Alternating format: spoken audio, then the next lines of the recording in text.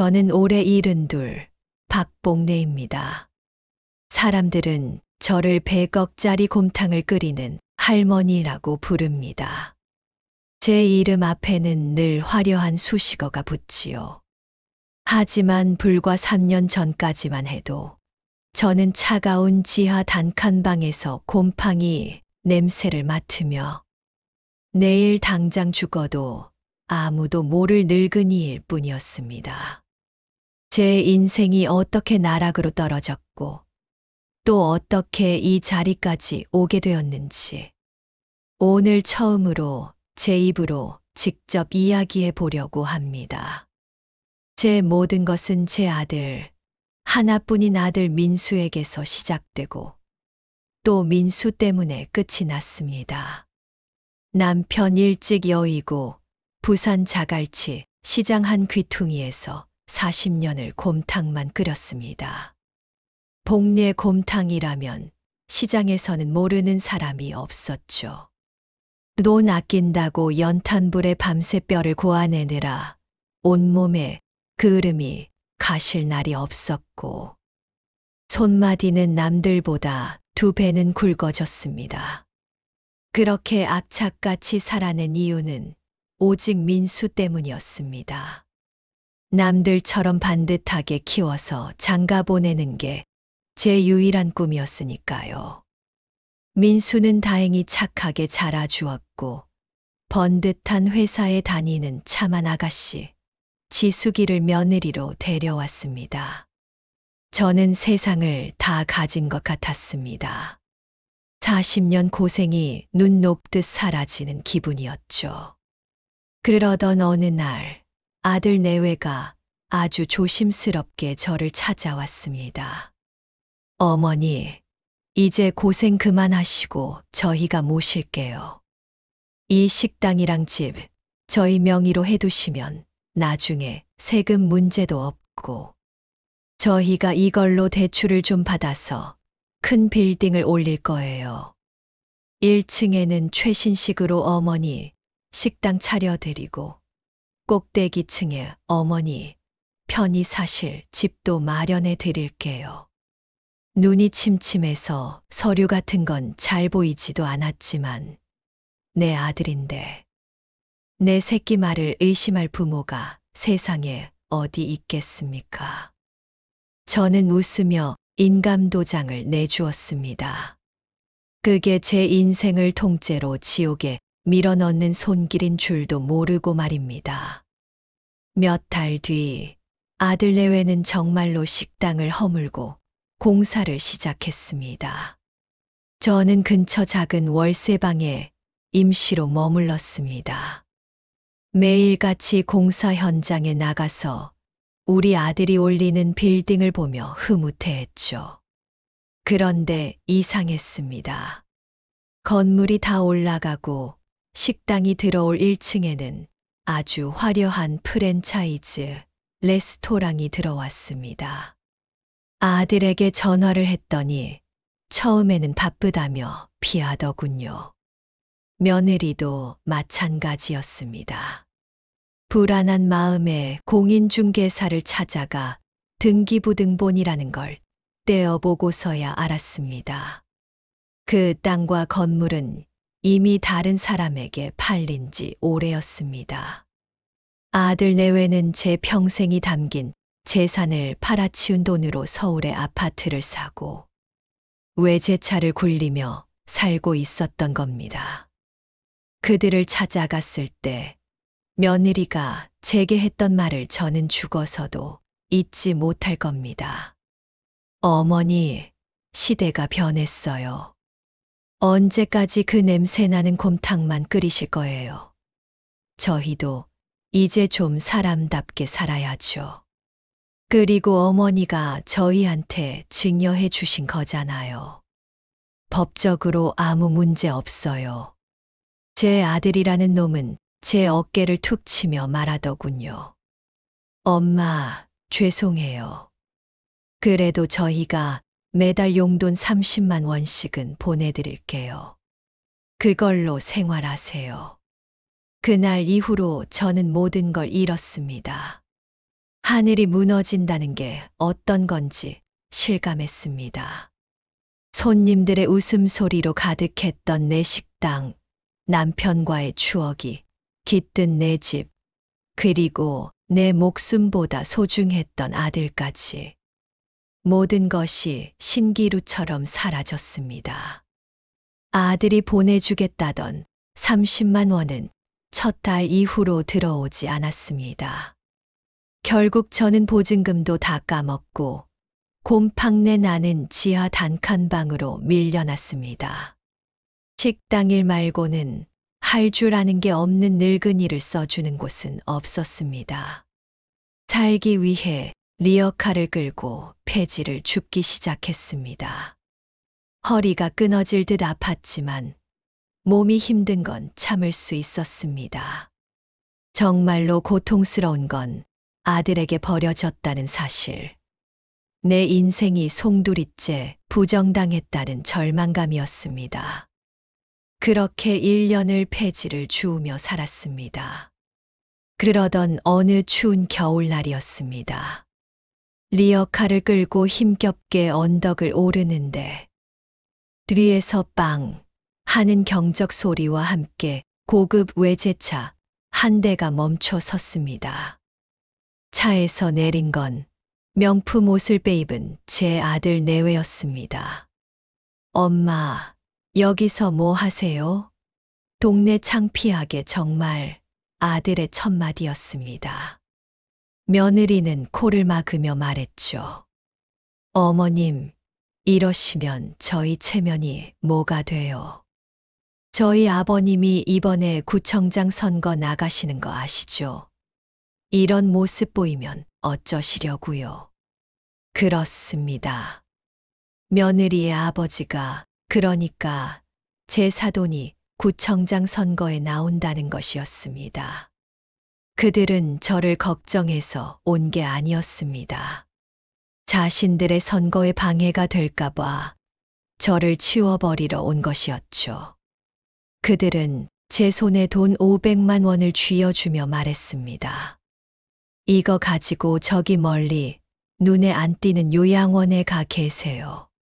선거 끝날 때까지만이라도 제발 좀 숨어 계세요. 네. 그 순간 제 안에서 무언가 뚝 하고 끊어졌습니다. 지난 1년간 저를 짓누르던 슬픔과 절망이 차가운 분노와 오기로 변했습니다. 저는 그 돈을 아들의 얼굴에 던져버렸습니다.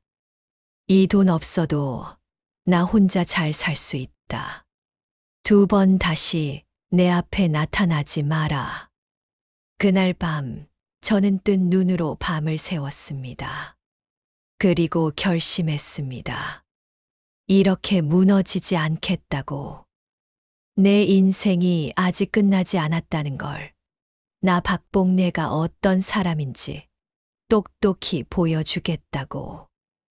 다음 날 저는 500만 원 중 300만 원을 털어 낡은 중고 트럭 한 대를 샀습니다. 그리고 남은 돈으로 가장 큰 속과 식자재를 샀습니다. 제가 가진 유일한 무기, 40년 동안 제 몸이 기억하는 곰탕 끓이는 기술을 다시 꺼내 들기로 한 겁니다. 하지만 현실은 냉혹했습니다. 허름한 트럭에서 파는 곰탕을 사주는 사람은 없었습니다. 하루 종일 끓인 곰탕을 그대로 버리는 날이 허다했죠. 내가 정말 끝난 건가 싶어 모든 걸 포기하고 싶을 때 기적 같은 일이 일어났습니다. 매일같이 제 트럭 앞을 지나가던 한 청년이 있었습니다. 늘 피곤해 절어 힘없이 걷던 그 청년, 최진우 대리.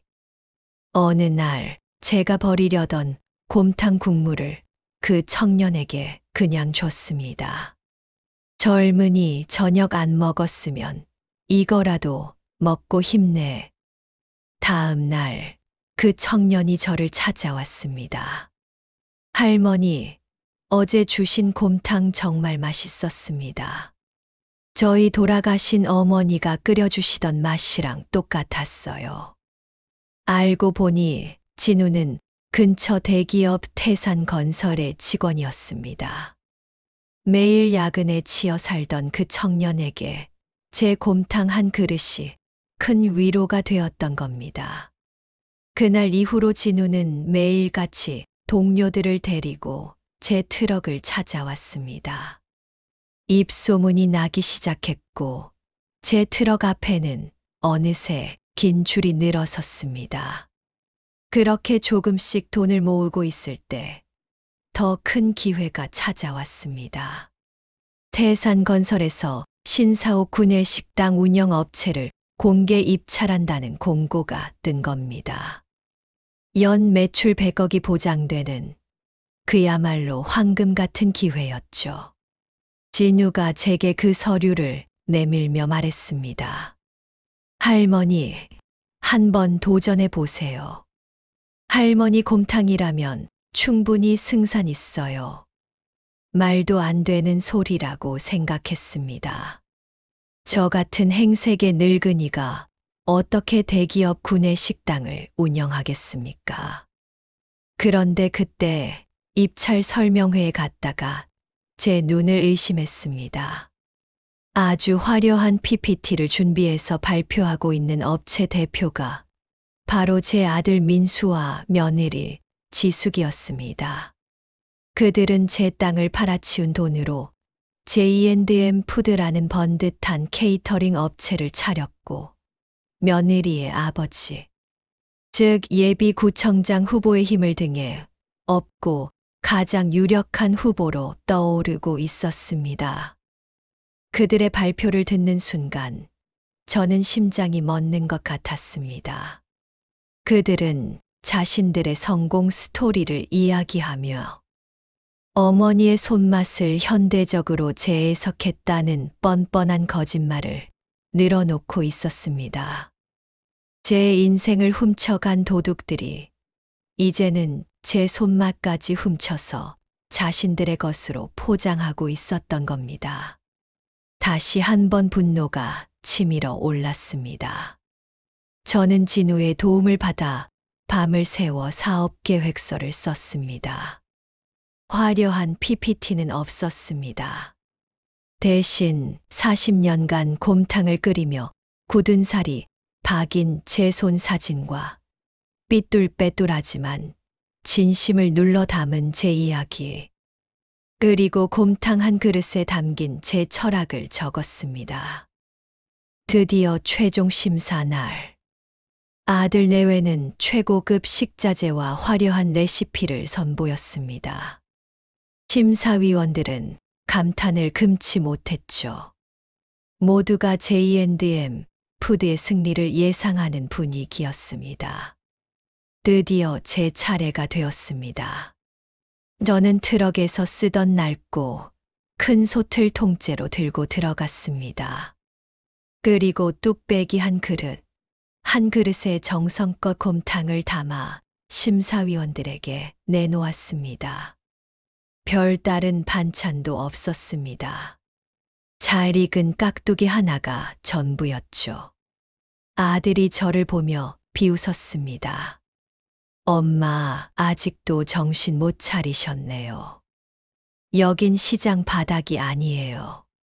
심사위원들 역시 시큰둥한 표정이었습니다. 그때 심사위원장이었던 태산건설의 회장님이 곰탕 국물을 한 숟가락 드셨습니다. 그리고는 갑자기 눈이 동그래지셨죠. 한참을 말없이 곰탕을 드시던 회장님이 저를 보며 말했습니다. 이 맛은 혹시 40년 전에 자갈치 시장 골목에서 곰탕집을 하시던 복례 아주머니 맞으십니까? 저는 깜짝 놀라 회장님을 쳐다봤습니다. 아무리 봐도 처음 뵙는 얼굴이었습니다.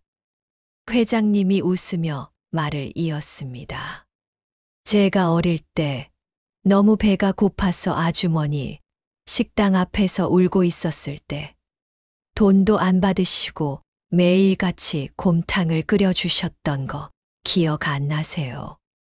그때 그 곰탕 한 그릇이 없었다면 지금의 저는 없었을 겁니다. 그제야 기억이 났습니다. 매일같이 식당 앞에 쭈그려 앉아 있던 깡마르고 새카만 얼굴의 아이. 그 아이가 바로 대한민국 최고의 건설사를 이끄는 회장님이 되어 제 앞에 앉아 있었던 겁니다. 모든 것이 역전되는 순간이었습니다. 회장님은 그 자리에서 제 손을 잡고 모든 직원들에게 선포했습니다. 이분이 바로 내 인생의 은인이며 이 곰탕이 바로 태산건설의 정신을 만든 진짜 배기 음식이다. 우리 태산건설의 구내식당은 박복례 여사님께 맡기겠습니다. 아들 내외의 얼굴은 새하얗게 질렸습니다. 그때 회장님이 아들을 향해 물었습니다. 그런데 자네는 이분과 어떤 관계인가? 아까부터 어머니라고 부르는 것 같던데. 저는 아무 말도 하지 않았습니다. 하지만 진우가 참지 못하고 모든 사실을 폭로했습니다.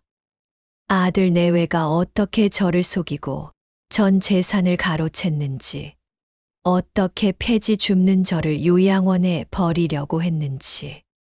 모든 진실이 밝혀지자 장내는 싸늘한 침묵에 휩싸였습니다. 며느리의 아버지는 그 일로 구청장 선거에서 낙선했고 J&M 푸드는 업계에서 완전히 퇴출당했습니다. 모든 것을 잃은 아들 내외가 비 오는 날 흙탕물 범벅이 되어 저를 찾아왔습니다. 제 앞에 무릎을 꿇고 빌더군요. 어머니, 저희가 잘못했어요. 제발 한 번만 용서해 주세요. 저희 이제 갈 곳이 없어요. 저는 말없이 부엌으로 들어가 곰탕 2그릇을 끓여 내주었습니다. 그리고 말했습니다.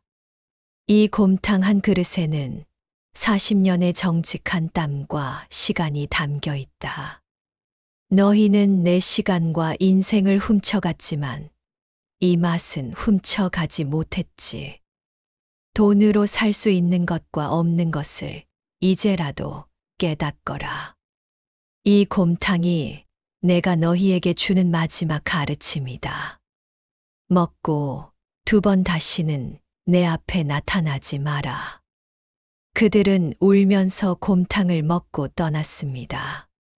그 후로 정말로 다시는 그들을 보지 못했습니다.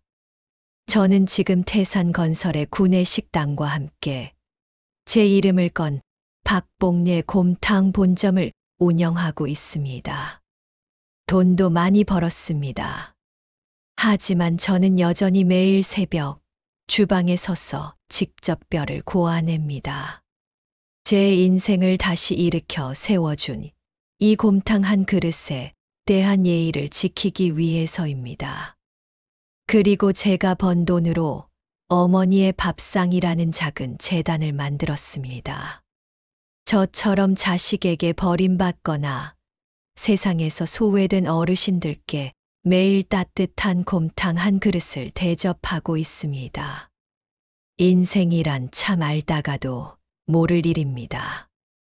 모든 것을 잃었다고 생각했던 바로 그 자리에서 저는 가장 소중한 것을 다시 얻었습니다.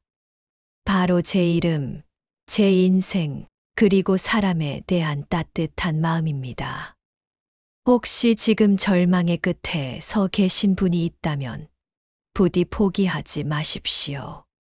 당신이 정직하게 살아온 시간은 절대 당신을 배신하지 않을 겁니다.